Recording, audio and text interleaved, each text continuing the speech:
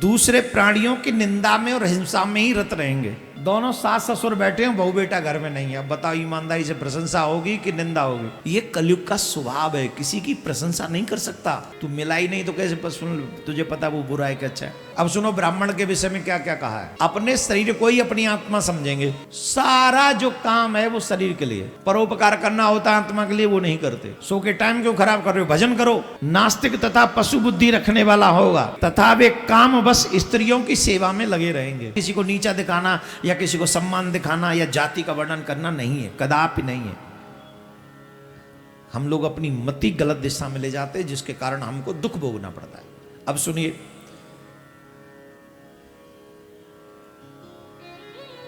वो जो है हमेशा दूसरे प्राणियों की निंदा में और हिंसा में ही रत रहेंगे। अब बताइए, ईमानदारी से बताओ, तुम्हारे घर में जितनी चर्चा होती है दूसरे की प्रशंसा ज्यादा होती है कि निंदा? जवाब दो। तुम 4 आदमी हो घर के, 2 जने बैठ जाओ, बताओ प्रशंसा ज्यादा होगी कि घर की जो 2 नहीं है अभी घर में उनकी? वो चारों तुम घर के ही हो, बाहर के में तो गोली मारो, बाल वाले तो है ही नहीं। तुम 4 लोग घर में रहते हो, पति पत्नी और 2। अब दोनों बच्चे बैठे, नहीं पति पत्नी में तो छोड़ो, ये नहीं, 2 अलग लाने पड़ेंगे, पति पत्नी और सास ससुर। अब आ जाओ, दोनों सास ससुर बैठे हैं, बहू बेटा घर में नहीं है। अब बताओ ईमानदारी से प्रशंसा होगी कि निंदा होगी? माँ बाप गए हुए दूसरे भैया के यहाँ और ये दोनों अकेले बैठे हुए हैं। अब बताओ प्रशंसा होगी कि निंदा होगी? हैं? देखो शकल देखो अपनी, फोटो खींच लो, सेल्फी खींच लो अपनी। घर में 4 आदमी है, 2 बाहर हैं, तो 2 की अगर चर्चा करनी पड़े तो उसमें निंदा घुसेगी। ये कलयुग का स्वभाव है, किसी की प्रशंसा नहीं कर सकता।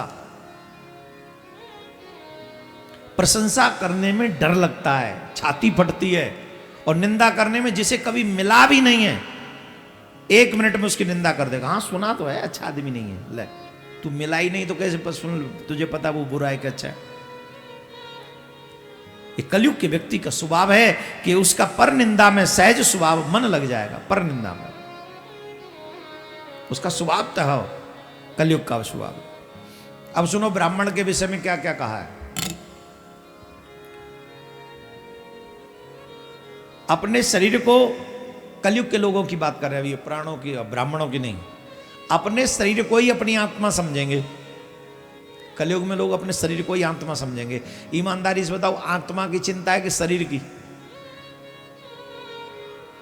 जवाब दो। शरीर की चिंता है कि आत्मा की? बोलो।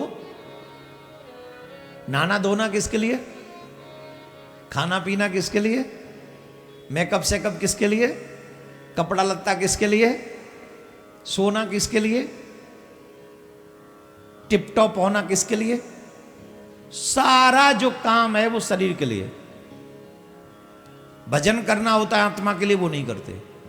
परोपकार करना होता है आत्मा के लिए, वो नहीं करते। बड़ों के प्रति श्रद्धावान बन के रहना है, वो नहीं रहते आत्मा के लिए। वो कथा में आके बैठ जाओ, अपना आत्म कल्याण के बारे में सोचो, हम वो भी रेयर कर पाते हैं। आत्मा का ये भोजन है कौन? आत्मा का भोजन है भजन, आत्मा का भोजन है सत्कर्म, आत्मा का भोजन है ये कथा श्रवण, आत्मा का भोजन है हमेशा हरि चिंतन। ये तो करते ही नहीं। शरीर का भोजन है अन्न, शरीर का रेस्ट है बिस्तर, पड़े रहो। आत्मा तो चाहती है सो ही मत, सो के टाइम क्यों खराब कर रहे हो, भजन करो। तो ये कलयुग का व्यक्ति अपने शरीर को ही आत्मा समझे बैठा है, उसी में मस्त है। नास्तिक तथा पशु बुद्धि रखने वाला होगा, माता पिता से द्वेष रखेंगे तथा वे काम बस स्त्रियों की सेवा में लगे रहेंगे। आप अगर अपनी सनातन परंपराओं को आगे बढ़ाना चाहते तो सिर्फ सुनो मत, उसे जीवन में अप्लाई करो। इग्नोर करो उन पाश्चात्य कल्चरों को, जिस पाश्चात्य कल्चर ने मेरी सभ्यता को धो दिया है, नुकसान पहुंचाया, उसमें गोली मारो। सिर्फ और सिर्फ अपने संस्कारों को याद रखो, अपनी सभ्यता को याद रखो। अब बताइए, यहां पर पहले ही लिख दिए गए कि नहीं, पुरुष स्त्रियों के अधीन होंगे और स्त्रियां भी पुरुषों के अधीन होंगी। कब? कलयुग में। आज देख लो, माता पिता से द्वेष करने वाले होंगे। प्रत्येक घर में चले जाओ, 100 घरों में जाना, 90 घरों में माँ बाप का अपमान मिल रहा होगा आपको देखने को। 90 घरों में। ये व्यास जी पहले लिख के जा चुके। जो आज हो रहा है, किसके प्रभाव से? कलयुग के प्रभाव से, कलयुग के प्रभाव से।